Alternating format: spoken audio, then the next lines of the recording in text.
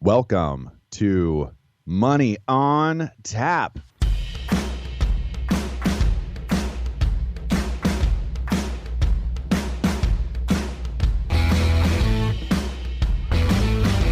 Money on Tap, your personal finance headquarters, where we bring out the professionals' experience and some fun in what we call three-dimensional investing, utilizing insurance, brokerage, and fee-based planning. That's what we do on this show. We look at all sides of the issues, and we bring a fully independent planning perspective to the table. Welcome back. You're listening to Money on Tap. I'm Ben Brayshaw, joined here with Dan Mickelon, the hosts of your show.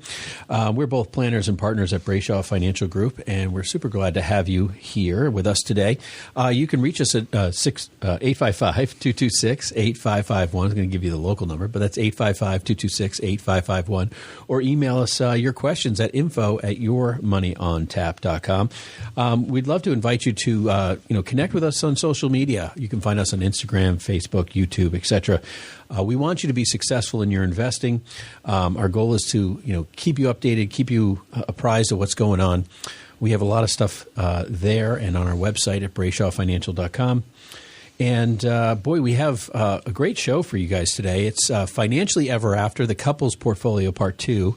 Last week we had a really good time. Dan, I got zero feedback. I mean, absolutely zero feedback about the show from my wife at least. Did you? No, not yet, and that's definitely a positive. I'm going to hope that this series continues to fly under the radar. But you never know, so. Yeah, well, I just every time my wife tells me she listens to it every week, I'm going to be like, oh, really? Oh, really? Yeah. Yes. Test. This is a big test right here. Yeah, so, boy, we talked a lot last week about some of the kind of comical things in our relationship. So, my wife, she's not in the investment marketplace at all. Dan, your wife does investments every day as well. So we have a very different kind of approach in the relationship sector. I find it funny that, when we talk about money in my household, Dan, it's there's just zero awareness of what's going on. Not because she doesn't understand numbers or money. She's very good at that, but she just doesn't handle it. It's what I do for a living. So why wouldn't I handle it? Right. So, so if I tell her, hey, listen, let's tighten up. We're spending a little too much. We're doing this, we're doing that. We should just be a little more frugal and more cautious. We don't need to go out to eat, as much. Let's, take a break. We've done that plenty recently. And, she's like, yeah, that's good. And the next thing you know, she's like, oh, well, meet me for dinner at XYZ with the kids. I didn't feel like cooking tonight. That's the kind of stuff. That's the kind of in and out, one ear and the other that I get sometimes. Or, let's we're buying, we're looking at clothes or we're doing something, Dan, and all of a sudden she's like, well, I saved us all this money by, I love that one. The discount factor? Oh, yeah, the discount factor. Look how much money we saved us. It's like, but you just spent a few $100s on, well, the kids needed clothes. So I was like, well, they still have clothes, and we're trying to be tight and manage correctly. Boy, there's just so much to it. The first number I always hear in these discussions when I see the Marshall's bags coming in by the dozen or whatever the case is, it's the conversation. I give her the look. She knows what that means, and the conversation always starts with the value of the coupons and the discount rate and what every object was marked down from. That's the first number we hear. And I tell her I used to tell her all the time, and now I just don't even bother. But the free market capitalist in me tells me every single time, that's sold for exactly what it's worth. If anybody else was going to buy it at that higher price, they would have sold it at the higher price. They couldn't. They didn't. You bought it. That's what it's worth.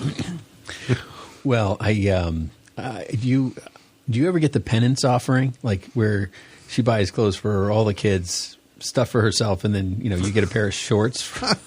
No, well, I do, but the better one than that, even better than that, is the same item, whatever it is, because me and my stepson are about the same size. Yeah, she'll bring it out of the bag. Oh, and I got this for you, honey, and oh, this is great. Look, 5 minutes later, I'll see her handing it off to my stepson. Oh, I got this for you. Doesn't this look great? And I was like, it's literally the thing that she just told me was for me 5 minutes ago. So yeah, Aiden and I, we both. We get to share the leftovers. We got the justification. So we, in this Financially Ever After series, this is about really bringing your finances together. And we're going to talk a lot today about even keeping accounts separate. There's some people that do that. There's a large number of people that have separate accounts or some form of separate account management. And so we're going to talk a little bit about that today. And we're going to talk a lot about, just really getting to a healthy space and giving you kind of the 5 agreements for healthy couple investing today. So we're going to get into that. But before we dive deep into that, we have for you our money in the news. Up first from Fox News and Greg Werner, Google strikes major nuclear power deal to fuel AI data centers with 50 megawatt capacity. And this article is in line with one of the things that we've discussed, really for probably approaching the last year, this trend in the investment world of, really the marriage between the AI stocks and the utilities or the nuclear companies or their, soon to be, ultimately will be power providers. Because the grid as we know it and the kind of more traditional means of producing electricity here in the U.S. is just not going to be sufficient to sustain the power needs of these data centers. And the main drivers between that, the key companies like Google and Amazon, they recognize this and they've taken it upon themselves to find ways to, find their own energy to sustain their operations with the appreciation and understanding that the public grid as it exists, it's just not feasible. It's just not going to be enough for them. So they've begun the process of reaching out and securing their own deals, specifically in the nuclear space, which is a highly regulated, industry in and of its own right. But, after kind of the shuttering of nuclear energy following some of the disasters and headlines in the 80s, it's making a real rebound. And the fact of the matter is, with all of the issues on fossil fuels and the fact that some of these kind of non-fossil alternatives, whether it be solar or wind, just aren't really panning out in terms of producing the energy we need. Nuclear is back in the forefront and it's here for a major way. And these companies are bringing these plants online with the expectation that by 2030 or so, they're going to be fully powered by these nuclear plants.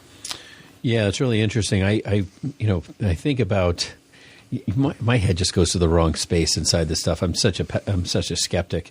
But, when I was a kid, everyone was going to glow green, Dan, from the nuclear power plants and so forth. But every article about nuclear starts off with carbon-free. Clean. They call it clean now. Yeah, clean, carbon-free. Like, right. You're no longer going to glow. I'm sorry, I probably shouldn't.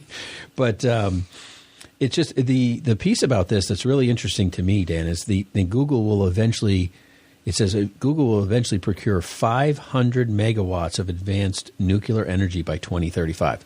I thought that was an interesting piece out of the kind of general Google scope on this article. I mean, I can't remember if it actually spoke about it in the article specifically, but that is the big long range plan of Google. And so, looking at that, I think that, there's just not enough energy across the board. They say it's going to be 15.8% or something additional increase in energy by basically the end of this decade. Just to give you an idea of what that 500 megawatts, translates to and something that we can probably all understand, but that's enough energy to power 350,000 homes. So that's what the Google is trying to earmark for its own data centers in the Tennessee Valley. And this is along the lines of Tennessee and Alabama, the state lines there. They've apparently got a major data center development there. But they're looking to procure enough fuel or enough energy, I should say. And I don't know if they need all of it or quite the ramifications of that, but their expectation is to produce enough energy for themselves that's the equivalent of 350,000. I mean, that's a mid to major city here in the United States. I mean, that's a massive amount. Yeah, that's 1 million people or more. Yeah, that's incredible. As I kind of break down that that whole piece about this, I don't understand why all of these data centers are like in the southern states for the most part. Like, I mean, it's almost like, Mason-Dixon South. It's just like data center valley. I just think about the quantum computing and all this stuff where like they have to get, all of these computers to like below zero or some ridiculously cold temperature. You think they would say, let's ballpark this in the north. And then that way, if we change it to a quantum computing, half the year we're, 3/4 of, 7/8 of the way there temperature wise. Right. Like open the windows. Yeah, seriously. You do that in New Hampshire for free all day long. For like 5 months a year. So I am interested in that kind of thing. So again, more of the skeptic inside me, but interesting what Google's really doing in the data space in Tennessee and Alabama. So Next article up we have for you, which, I really was pretty, I'm pretty interested in general by this, but the Trump admin says Trump thinks owning a piece of Intel would be a good deal for the U.S. Here's what to know. And this article is by Michael Ladtecki.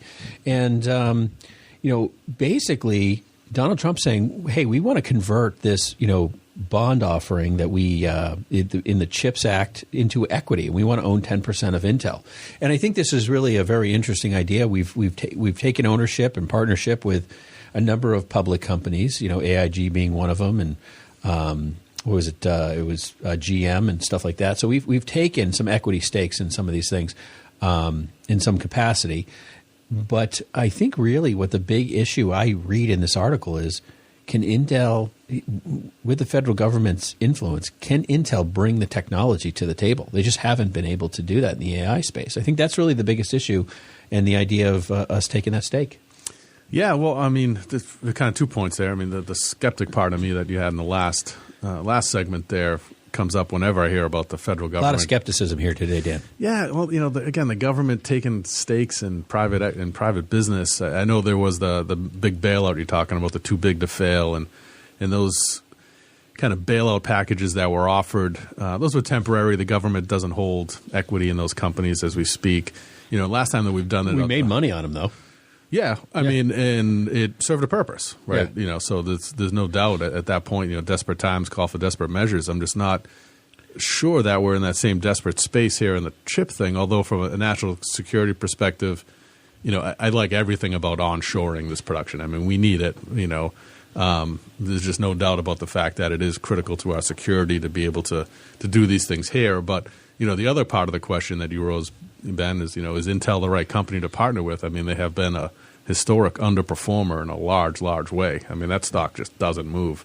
Since this news, it's had some better days and some down days. But, I think the idea of it's right. The notion of, I mean, this reminds me of like a War Powers Act and, telling Henry Ford in the 1940s, you don't make cars anymore, you make boats and tanks. Yeah. But at the same time, you're looking at the idea of, would you rather have a 10% stake in NVIDIA or Intel? NVIDIA. Yeah, that's kind of how I look at it. I mean, it's like, if we're going to make an investment, let's make one in a company that, and then we can control the Chinese distribution in that.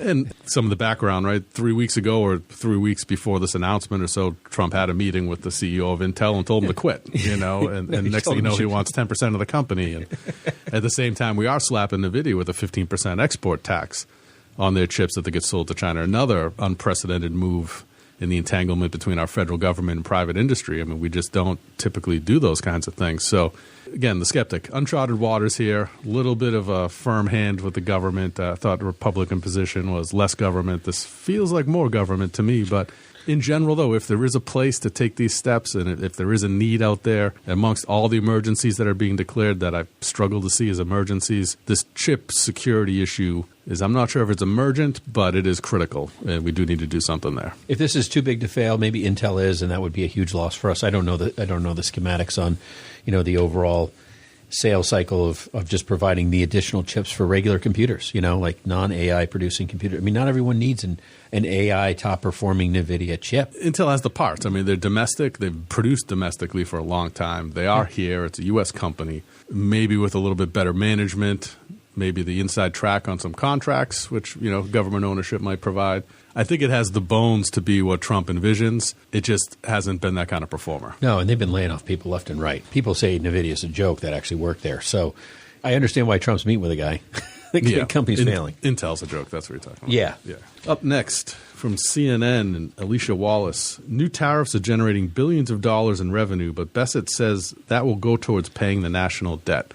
And this is, obviously another hot topic and will be for the foreseeable future, but the tariffs here generated so far year to date in the Trump administration somewhere to the tune of $100 billion, with Bessett forecasting that we may approach $300 billion this year, which is a significant number. So the question is, what's happening with this tariff money? Where is it all going?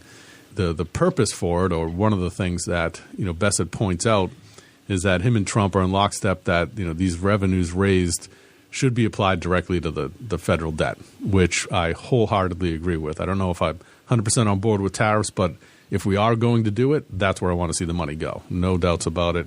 But Trump has mentioned a couple of times, and other politicians too, it's not singularly focused on him and some of his announcements, but the idea of there being a dividend paid out of these tariff revenues back to the taxpayer, who are ultimately going to be footing the bill for some of this tariff cost.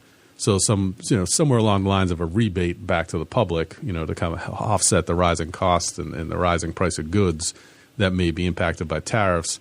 I welcome that with certain guardrails and applying that to a certain portion of the public. But first and foremost, I'm on board with this paying down the debt notion. That's the way it should go. Now, I'll take the $2,400 all day long. I've paid down some household debt too. Right? I just look at it and say I'd rather spend it. I mean, I just see this being great the first year, and then all of a sudden this stuff starts getting whittled away off of paying down the debt. I mean, I'm such a skeptic. I love the idea of paying down the debt. I'm sure there's a lot of households that could really use $2,400 right now. Which is the $600 per person suggested rebate. Couple kids average. All in all, this is really a very interesting conversation. I really think that's really what this article is really about. It's a conversation about this. And Dan, honestly, if we do pay our debt down, our U.S. economy, the dollar, everything gets stronger. We become more vibrant. I mean, honestly, we've talked about it. Clinton paid down the debt more than any president out there. I mean, but he also raised taxes. So if we can do that, raising tariffs, even if this is 8% of our national debt. Yeah, if we can get a handle on a little bit of our debt, and who knows, 15% exported.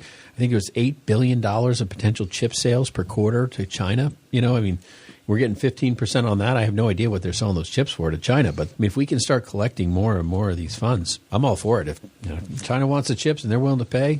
Yeah, you get rid of that debt, then we can really reduce taxes and do it in a way that isn't robbing our future. I'm on board with that. All these new creative ways the federal government's trying to create and drive revenue, other than through means of raising taxes. I do want that to be earmarked and spent only on the debt, though. I mean, that's where it'd be great if they passed a law on it. Yeah, that would be fantastic. I mean, can you imagine a law passed on all tariff funds coming in the door being used only for national debt? Directly assessed to the debt. And 50% of any excess on our budget? I mean, that would be amazing. Can you imagine if we had an excess budget? I can't. It just had a moment of dreams fly through my mind. Hey, that's going to do for us Money in the News. Don't go anywhere. We're talking Financially Ever After, the couple's portfolio. You can reach us at 855-226-8551 or email us at info@yourmoneyontap.com. We'll be right back. Hey, this is Seth Krussman with Brayshaw Financial Group. Are you looking for a hassle-free way to invest? Look no further than Brayshaw Financial Group. With Brayshaw Financial Group, you can start investing with as little as $100 and enjoy a user-friendly platform with diverse ranges of investment options. Visit Brayshaw Financial Group and start your investment journey today. Brayshaw Financial Group, investing made easy. You can reach us at 855-226-8551 or email us at info@yourmoneyontap.com. Welcome back. You're listening to Money on Tap. I'm Ben Brayshaw, joined here with Dan Mickelon. We're both planners and partners at Brayshaw Financial Group. We're talking Financially Ever After, the couple's portfolio. You might have questions about couple financial management. If you don't, you'd be probably one of the very few that doesn't. But you can reach us at 855-226-8551 or email us at info@yourmoneyontap.com. Want to encourage you to try to connect with us on social media, Instagram, Facebook, YouTube, and you can find us on all the major podcast venues. So if you're listening to us on the radio, you missed part of the show, you're just joining us, go to iHeart, SoundCloud, Stitcher, podcast with iTunes. Find us there. You can get the replay. We have 8-9 years worth of information. It's really quite a library at this point.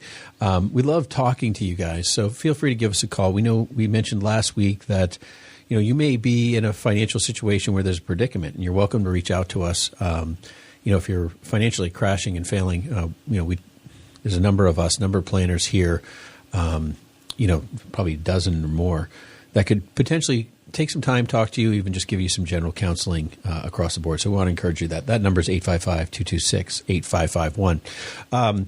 as we're talking about Financially Ever After, the Couples Portfolio Part 2, I really think, Dan, there's kind of this hostage negotiation standpoint in most people's financial world. I mean, I don't know about you, but I feel like my wife and I always have competing thoughts about where to spend our money and what to do and what's right, what's wrong.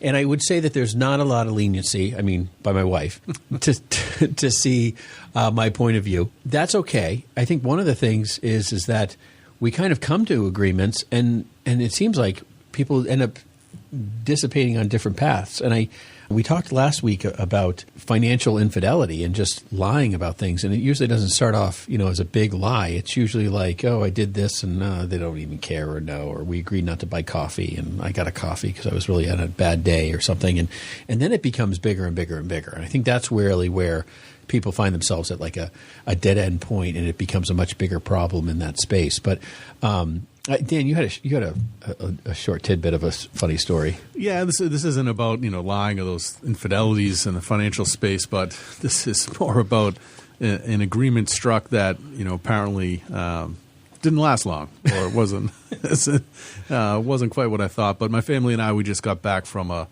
great vacation. We took a cruise up to Alaska, and that was something on my wife's bucket list. And my kids are just real wildlife fanatics, whales and eagles and bears and all that. So this was just, really a trip they were dying to take, and very, very happy that we got to do it. And it was quite expensive, though. It's one of those things where it's just like, you plan for it, you set the money aside, and kind of pray for the best and hope everything falls into budget. And you could have just bought you a kiddie pool, Dan, and dressed in a bear outfit. I mean, next year we'll do that. I shouldn't say that yet because we're in negotiation.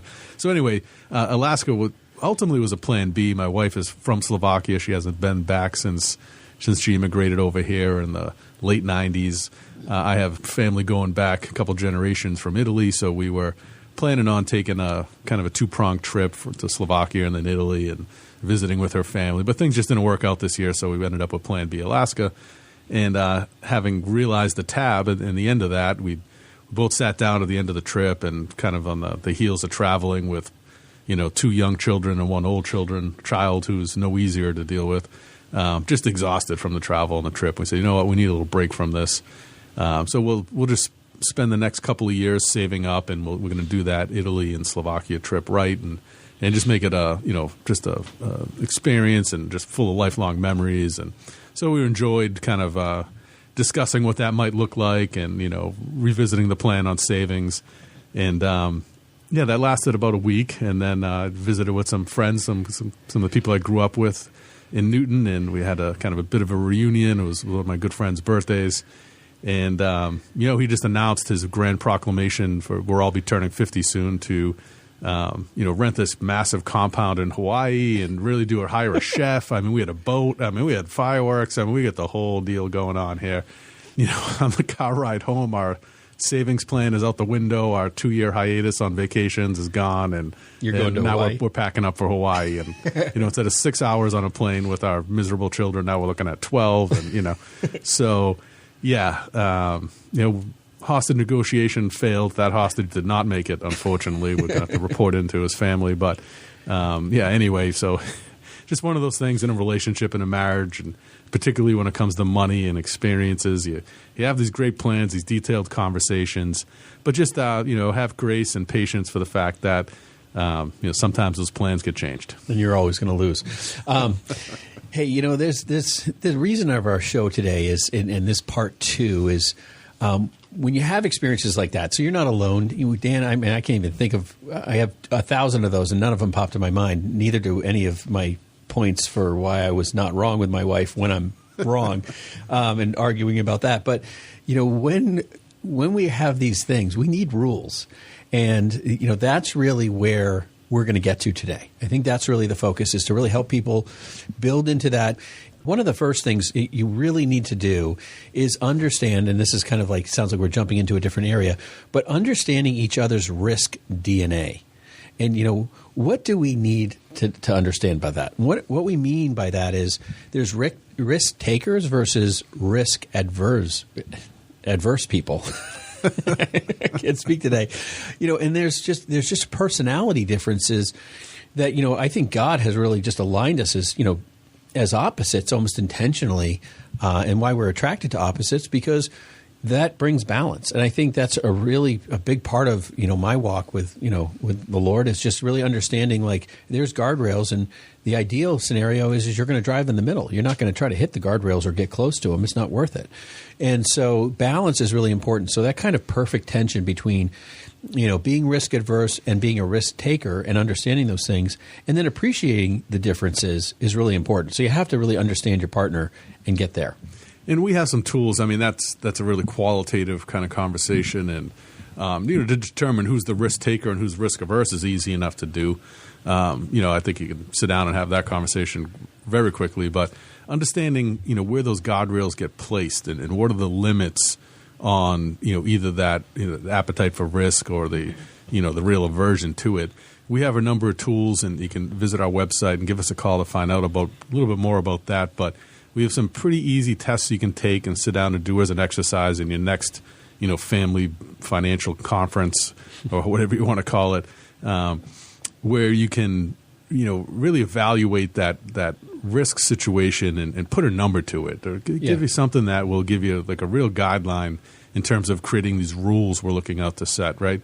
That would, it gives you a value that you can then apply to actually an investment decision or to an investment product. And just say, hey, listen, our tolerance for risk as a couple is this, and therefore any investment that scores higher than that is going to be outside of our field of vision.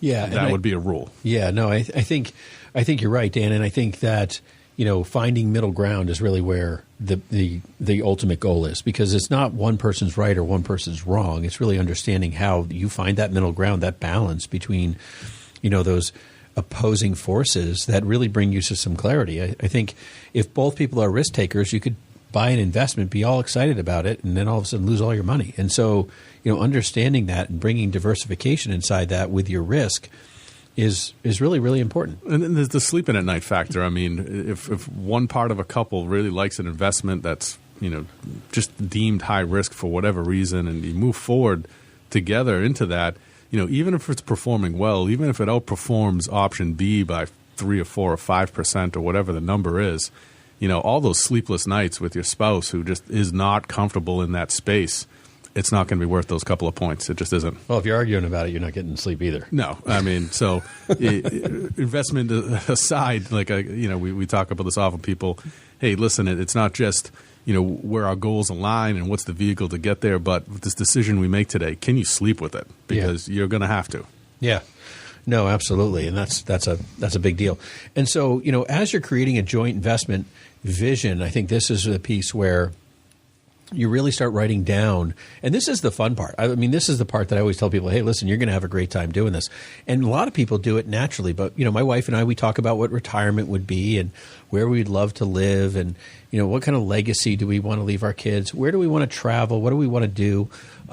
Those are the fun parts. But, I mean, actually documenting that, this can be fun, and you can have disagreements. And the ultimate idea is trying to figure out, okay, well, if we do that, what does actually qualifying it in quantifying it in a way that says this makes financial sense? How do we define that?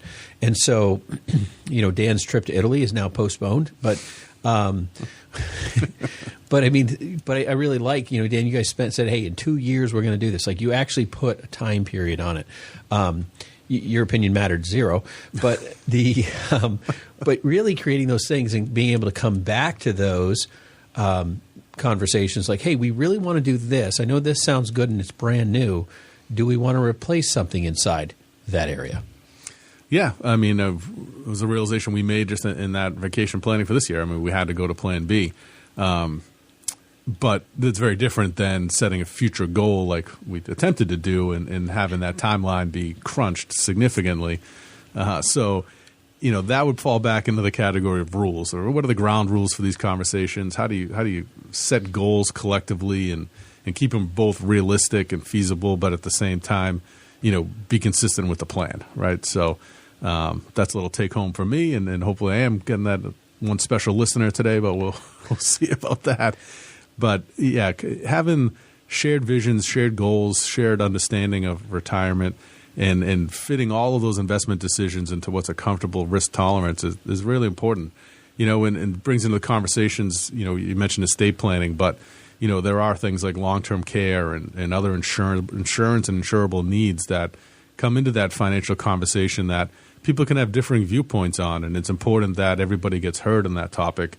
And that's something that we talk about often here with couples as we do retirement planning, because, quite honestly, one will be sick first and the other will care for them. And ultimately, unfortunately, that can be a massive financial cost, and it can leave the survivor burdened with, years of exhaustion and a massive outflow of money. And now they're alone and they need to make the rest of their life work. Yeah, no, that's a great point. So that, that brings us to the idea of like whether, how are you managing your money? How are you actually trying to meet those long-term goals and concerns and fears even? And that gets into the conversation of growth versus security. Dan, I think for many, many years I've sat down with so many people, and there's always opposing viewpoints on, what should be a good investment. And I'll ask people, what's a good rate of return? Like, what are you looking for here? And it's interesting how they have different perspectives on it. And then we try to narrow it down to like, what's comfortable? Like, why are you saying that number, or why are you saying that number? And that's very much asking someone the rate of return they're comfortable with will very quickly tell you who's the risk taker. So I usually hear some cryptocurrency mentioned at that point in time. So, so as we're kind of going through those pieces, I think it's really important that you understand what you can afford to do in security and what you need to do in growth. I think a lot of people just happy. I would just like to have all the money in the bank. I can touch it all whenever I want. But if you're not making any return on it, you're going backwards on inflation immediately. So some people don't want to even buy CDs. I mean, it's very interesting how conservative people get. And I'm sure a lot of our listeners are like, that's crazy. They're out there. There's a personality for every type of investment. They exist. And so you really have to understand that. So ultimately, I tell people, if we can solve your problem with the smallest amount of money, the rest of it's free to do whatever you want with. So that's really the conversation we want to get to, as a point of understanding what your goals are, documenting them, building a plan, saying, hey, what's the probability of the likelihood of success in this plan? Let's run some testing on it and let's actually drive it. And if we need to guarantee it, maybe we're looking at some annuity to provide guaranteed income to release more cash for liquidity, for, whatever else you want to do. Yeah, and in part of this conversation, the breakdown of family dynamics and how do you run a financial household successfully, mixing in investments that fit everybody's risk tolerance, that fall in line with the vision and the goal set that you've agreed upon. The next step is to create roles, right? Everybody needs to have a certain responsibility to make this move forward, and whether that be taking turns in terms of collecting up the data, whether you're meeting monthly, quarterly, semi-annually, whatever the frequency is, it should be someone's job to collect up the relevant statements and facts and figures to bring to the table to set that discussion off on the right course. And, other roles would be, considering, who's going to take charge on investment decisions, who's going to set the agenda for the meeting. So there are different elements of how to, conduct this meeting successfully, achieve the outcome you hope for, keep everybody's emotions in line, and not have this turn into a knockdown, drag-out fight or a hostage negotiation. Either one of those isn't going to work. But to have roles and responsibilities defined, for each party at the table is an important part of that too. Hey, we're going to take a quick break. You can reach us at 855-226-8551 or email us at info@yourmoneyontap.com. We're going to come right back with couples and how to manage separate investment accounts and separate accounts in general. Don't go anywhere. We'll be right back.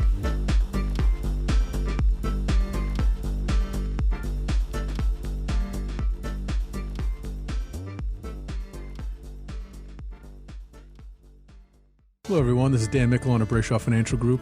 Are you looking for professional guidance to kickstart your investing journey? Look no further. Brayshaw Financial Advisors are here to help. Our team of experts will provide you personalized advice tailored to your financial goals. Visit us at BrayshawFinancial.com today and schedule your free consultation. Brayshaw Financial, investing made easy. You can reach us at 855-226-8551 or email us at info@yourmoneyontap.com. And now, more Money on Tap with Ben and Dan.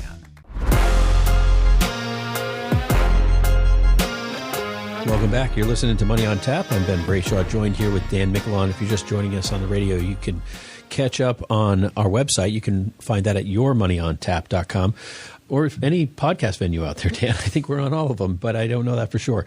We've been talking financially ever after, the couple's portfolio. I want to break in, Dan, to the separate account conversation because there's a lot of different variables inside this. And I usually find that separate accounts are for one of two reasons. Like either the couples don't know what they want to do and they're just kind of like, hey, we want to live separately and we're going to keep our money separate. There's just a massive disagreement.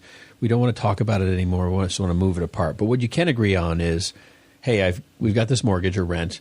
We've got these kids. We've got 529 plans. We've got all of these different things. And I can find that there's even differences in that. I know people that don't believe in 529 plans. Like the kid, I had to pay my way. You got to pay your way. And there's other people who are like, we need to pay all of college. So there's lots of different disagreements. And I think that's why finances plays, number one or number two in almost every marital dispute scenario in the ranking, because there's just an infinite number of question marks inside that. Do you want to take it from here? Yeah, I mean, and there's different ways to approach that. And, when you look at it generationally, it's becoming more and more prevalent. As it stands right now, 62% of couples overall maintain at least some degree of separate finances. But with Generation Z, that's 88%. Yeah. Right? So down to the millennials, it's 70%, Gen X, 59%. So it is entirely not uncommon or very much common for, within a marriage, within a set of couples, to have some finances at least be handled separately. But I think, there are certain instances where, that it should be kind of reserved for that. Now, one of them that you didn't mention, Ben, is sometimes when either it's a second marriage or just family backgrounds are significantly different. Sometimes one party comes into the relationship with significantly more money than the other. And therefore, they have a reason and, in their opinion, a right to protect that money. Divorce is prevalent, unfortunately, and they don't want to expose that wealth to potentially a bad relationship decision. So, for a reason like that, they may well, in fact, maintain some degree of separate finances. Makes all the sense in the world. The other thing is for people who try to have this risk tolerance conversation about investing, and they just simply are diametrically opposed and cannot come to the middle. Like we suggest that you try and find some consensus and agreement and move forward, but not in every conversation is that possible.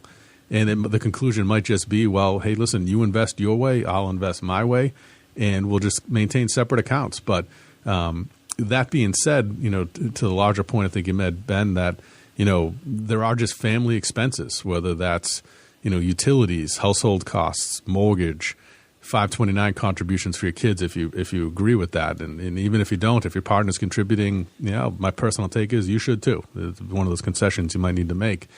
But there is definitely some common ground and some overlapping need there, and maintaining a household just requires it.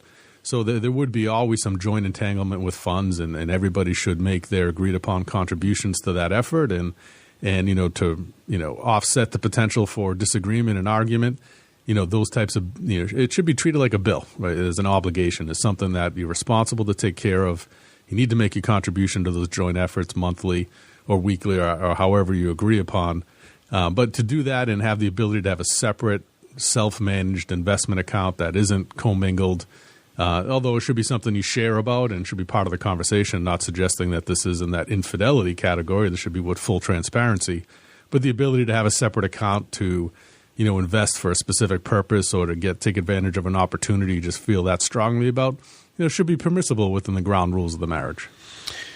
Yeah, there's a lot of conversation. I know that from a marriage counseling standpoint, like when premarital counseling, they say that there's a lot more health to a marriage without separate accounts. Like actually when it's co-defined, there's a Forbes article out there that said the couples who pooled all their money reported higher relationship satisfaction and were less likely to break up.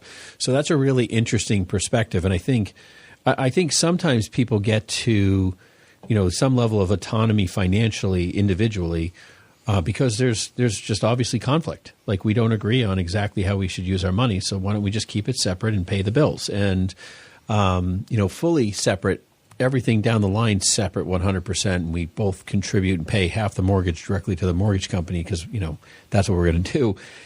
That's probably the most extreme.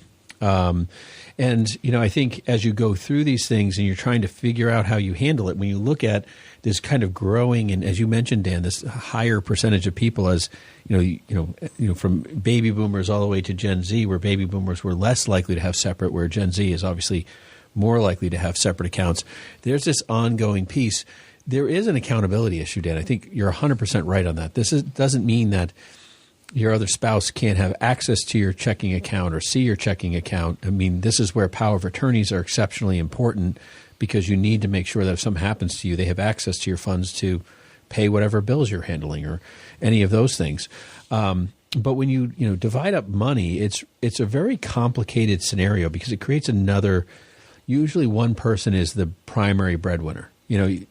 And it does create some complication with kids and everything else. It's like, well, you're not holding up your financial end of the deal here. You don't have enough money. Well, I was spending money on clothes for kids. And, so I do think that if you're going to separate your funds, I would say that it would be best that you say, hey, listen, here's kind of our allowance for each other, and it's equal, and you have your joint account that handles all your other stuff. So, if you want some autonomy, not to have to worry about someone, breathing down your back about how much you're spending on clothing and so forth. You agree what the overall budget is. You handle that part, and you divide those responsibilities. Yeah, separate is not secret. Those are two different words, right? So there's no justification for, really just holding these accounts out entirely unbeknownst to your spouse and managing them in whatever fashion. So separate but transparent is the way to go there, for sure. Separate but not secret, Dan. Yeah. Quality line right there. Where did you get that? No, man. That wasn't even AI. Yeah. Jeez Louise.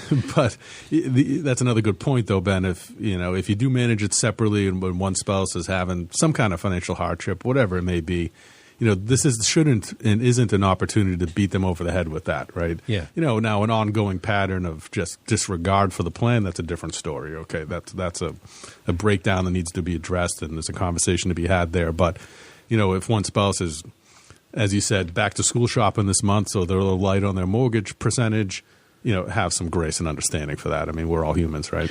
Right. And then divide responsibilities. So I think this is where it becomes really important, is to figure out where your strengths are, where you can reach out to us. We have a white paper on, some of these pieces of, how to do that for who's, can handle these different types of things. But, if you want to look at, who's going to study market trends on investing, who's going to deal with tax management and coordinate that, who's going to go through all the accounts and make sure you understand what the overall investments are doing and where and how that's meeting your goals. What are your track records? You still have to, go through the idea of what do we want? What are we trying to achieve with these funds? It's not just a number you're trying to make bigger. What is the goal? And the tax management is a critically important part, Ben. If you're managing separate investment accounts and, the competitor in me says, maybe there might be one of those opportunities to say, oh, look how I've outperformed or whatever the case is. The racetrack theory. That person lost money on 12 other stocks. Well, you got to keep in mind from the tax management, though, you might have to eat a loss in your portfolio to offset your spouse's gain, and that will just save you money at tax time to do it right. So that's where the transparency and the acknowledgement of how each element is performed. Understanding separate accounts is one thing, but you're not filing taxes separately, most likely. So you do need to, come tax time, kind of wheel that conversation back into the focus as a single unit, as a whole, and make decisions accordingly that can ultimately save you, potentially thousands of dollars at tax time. Maybe you have to do the right thing there. Yeah. And I think, when we look at distinctions between men and women, women trend to favor security. Like that tends to be lower risk investments. That tends to be, having more cash and so forth. But I thought it was interesting that Fidelity and Vanguard did a study that showed that women investors often outperform men over time because of their disciplined, patient approach and lower trading frequency. Very interesting. I mean, don't knock, your wife's conservative investing strategy and, buying some big oil stock or something, Chevron, Exxon or something, maybe that's just going to be the thing that buy and hold. You buy and hold. So collect that yield. We love value investing. So, so those are some things about the separate account side. So, I would say that the biggest issue that comes to mind for me, I would say there's two of them. One is just the misalignment of goals when it comes to two people being separate. Like your goals become fragmented. You start having your own dreams of what you're saving and investing for. It's not unified. It potentially can miss the mark. The second thing is you're really creating a much more complex estate plan, and that is a big deal. It's something that a lot of people don't think about. And when you enter into those retirement years, it may be that if you've been living in this separate account space and you've been doing that, you may want to start aligning things properly so that it is better estate-wise. And even if you brought up a good point, Ben, if something unforeseen should happen and someone passes, does your spouse even have the ability to access that account? So to have some of these separate accounts, and I'm just kind of coming up with this, but jointly owned, even though they're individually managed, might make sense, so that your spouse has full rights and access to that account.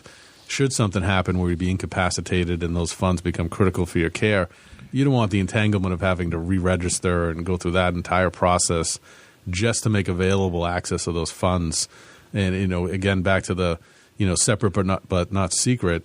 What happens if you've got this tremendous account and your spouse doesn't even know it exists and something happens? I mean, you'll pass on and be long gone, and that money is no longer going to benefit your spouse or your family or anybody else. Yeah, all great points. Hey, we're going to take a quick break. We're going to get into the 5 agreements for healthy couple investing. It's something you definitely want to stay tuned for. You can reach us at 855-226-8551 or email us at info@yourmoneyontap.com. We'll be right back. Are you looking for personalized guidance to kickstart your investing journey? Look no further. Brayshaw Financial Group and our planners are here to help. Our team of experts will provide personalized advice tailored to your financial goals. Visit BrayshawFinancial.com today to schedule your free consultation. Brayshaw Financial, investing made easy. Thank you for joining us for Money on Tap. You can reach us at 855-226-8551 or email us at info@yourmoneyontap.com. And now, more of this week's show with Ben and Dan. Welcome back. You're listening to Money on Tap. I'm Ben Brayshaw, joined here with Dan Michelon. If you're just joining us, we're talking about Financially Ever After, the couple's portfolio. And we've gone through quite a bit here. We've discussed separate accounts. We've gone through understanding each other's risk DNA, just diversification inside your investments. We've talked about a lot. So if you missed some of that and you're just joining us, find our podcast online and give it a listen. Part 1 was extremely helpful, and I was probably I didn't get any feedback from my wife, but I am a little bit holding back here today, but I'm not right now.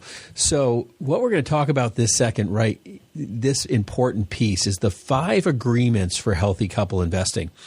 I would tell you this is where I can preach it, but I can't do it. So I'm just doing what I need to do is tell you all these things. Not all of them, but the first one is really, again, that shared vision before a strategy. If you don't have a vision that you're moving forward with in lockstep with each other, you really have no reason taking the next step. Yeah, that's, the goal should be established before you can even possibly reasonably choose the investment approach that's going to help you get there. And whether you're doing that yourselves or working with an advisor, as advisors, I can speak to this, I'm sure Ben agrees. When couples come to us, with their goals clearly understood and stated, it's a relieving thing, and it makes our job significantly easier because we can share in that vision and we can understand what success equals, what success looks like. Because success for us, it's never a number on a page. And for people, in your home life, sitting around the table with your wife and your children, for you, it's not a number on a page either. It's the experiences, it's the goal, it's the place you want to retire, it's the education you want your kids to achieve. It's those kinds of things that aren't, again, measured with a dollar sign in front. No, agreed. I think as after you build this vision, which I would say my wife and I have done, very well. We really talk about what we want, out of life and how we want that to look. I wouldn't say that we have it all, nailed down, but we have a good idea where we're going together. Is defining the risk tolerance. And I would say that, I love my wife, Kim. She's an amazing woman. I can't say enough about that. But she is not a risk taker. You know, I mean, and my life is risk. You know, and we trade stocks all day long. I can only imagine my wife in this business. She'd be like, "You're buying what? When? Where's the cash? Do we hold the cash here in the building?" So she's maybe not that much, but you know, it's really important to understand your risk tolerance as it together. Now, most of the time we sit with people, and I will turn when the husband's doing most of the talking. I'll turn to the wife and be like, "What do you want out of life?" I will just ask her point blank for that. And usually there's a look to the husband because they've been driving the ship, and that's okay. But I'm like, what do you really want? Like, what's that look like for you? And, you know, it's much easier for a third party to really dive into some of that stuff. And then I start talking to them about risk. And I have the same scenario where a woman is kind of managing things. And, you know, how do you feel about that? What does that look like for you? Is that a reality in your mind? Are these goals attainable in your mind? Sometimes we get a yes, sometimes we get a no, but defining the risk tolerance together as you're kind of building that plan is really important. In the role clarification or the role clarity, that's another equally as important part, and it's another one that's obvious the second we sit down at the table with people. You can tell right away that generally it's one, not both, but you know, who's managing the books, who's in control of the numbers, who has been tasked with the financial management of the household is readily apparent, and that's fine. It's A-okay for there to be a kind of a dominant party in that role. I can't imagine equally dividing it. Generally speaking, it is, you know, one person's domain. But the concerning part is the lack of understanding the other party usually has. It's okay for one person to be driving the ship and leading that charge, but you've got to bring the other party into the conversation from time to time, and these periodic family financial sit-downs are critically important for that. Because I would say most of the time, I mean, every time it's one person versus the both of them together, you know, running the financial management, but far, far too often the other party is absolutely clueless. Right. Yeah, that's it really is. I think when you divide these roles, Dan, you actually work together better because you know what those different pieces are. Now, this is the part that I probably need more of. The cool off period and dollar limits, like, you know, actually defining some of those pieces. You know, I would say that this is one of the areas where my wife and I probably need more cool off periods, but dollar limits are never set sometimes. So we have worked on that. We've talked about what does that really look like to spend? Because I am very conscious of spending. I'm not just a spendthrift, but my wife's very conservative about investing, and she's not a spendthrift either. So, but we actually have to figure out like what's important to spend money on, right? So, I mean, I like the 120-inch projector if I could get it. You know, my wife would buy the $10,000 couch if we would just spend money like that. I'd be like, hey, I'll sit on the floor. It doesn't really matter to me. So, what matters to you is really what's going to drive that decision making for yourself, and then you have to figure out how to mesh that jointly. Yeah, these are some of the important guardrails for sure, and I shared my vacation experience. I think that pretty much sums it up for me. The decision making and the cooling off period kind of all went out the window. Just FYI, you're going to Hawaii and Italy in the next 2 years. Yes, and it brings us back to the dollar limits. I'm not sure that's been firmly established in the It might be horse budget. and buggy in Europe, Dan. Trust me. The dollar limit equals all of them is basically what I'm hearing. Yeah, you'll be sitting on the beach. I'm moving to Hawaii, Ben. We're not going to fly home. I'm just so sorry. And then, this is really important. I think emotions. Generally women are definitely more emotional in some of this stuff. So, and, men try to look at this very pragmatically. And I'm not saying that one is more than the other, but there's very difficult things. And I would encourage most people that if someone's more emotional in the relationship about these things, to dig into those emotions. Like, why do you feel that way? Why do you feel like this is too much risk? Why do you feel like you need more cash? Or why do you feel like you need more risk in your investment to make a ton of money? What's driving that? What's the goal? What's the background that's pushing you to feel? Did you grow up poor and don't want to be poor again? Did you dream about a mega mansion on some ocean and you're not going to get there unless you roll the dice? What is driving that? And so when you're kind of working through these different pieces and you're kind of dealing with the market, and the market drops or it surges, and there's positive and negatives to this stuff. You want to avoid that panic selling, that hype buying. Those are all emotional reactions, and so managing through those emotions is really, really important. So we want to encourage you to that. Hey, we're running out of time here. We thank you for joining us here at Money on Tap. You can reach us at 855-226-8551 or email us at info@yourmoneyontap.com. Thanks for listening to Financially Ever After, the Couples Portfolio. Be successful in your investing, and we'll see you next week. The views expressed are not necessarily the opinion of this radio station and should not be construed directly or indirectly as an offer to buy or sell any securities mentioned herein. Investing is subject to risks, including loss of principal invested. No strategy, product, material, or tool mentioned can assure a profit nor protect against loss. Please note that individual situations can vary. Therefore, the information, products, materials, or tools mentioned should be relied upon when coordinated with individual professional advice. Past performance is not a guarantee of future results. This show may be subsidized in whole or in part by a product sponsor or issuer. Securities and advisory services offered through Osaic Wealth Incorporated, member FINRA SIPC, and a registered investment advisor. All other services offered through Brayshaw Financial Group LLC are independent of Osaic Wealth Incorporated. Osaic Wealth Incorporated and Brayshaw Financial Group do not provide tax or legal advice. Main office is located at 116 South River Road, Bedford, New Hampshire 03110, and can be reached at toll-free 855-226-8551. Well, bye.